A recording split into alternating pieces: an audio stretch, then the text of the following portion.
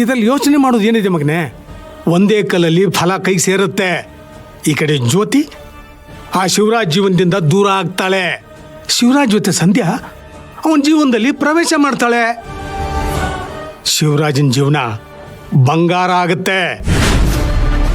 ಇಂದ್ರ, ನಿನಗೆ ನನ್ನ ಮಾತು ಸಮಾಧಾನ ಕೊಡ್ತಾ ಇಲ್ಲ ಅಂದ್ರೆ ಯೋಚನೆ ಮಾಡು. ಸರಿಯಾಗಿ ಯೋಚನೆ ಮಾಡಿದ ಮೇಲೆ ನಿನಗೆ ಈ ನಿಮ್ಮಪ್ಪ ಹೇಳಿದ್ದು ಸರಿ ಅನ್ಸುತ್ತೆ. ಹಾಗೇನೂ ಇಲ್ಲಪ್ಪ, ನೀನ್ ಹೇಳ್ತಾ ಇರೋದು ಸರಿನೇ.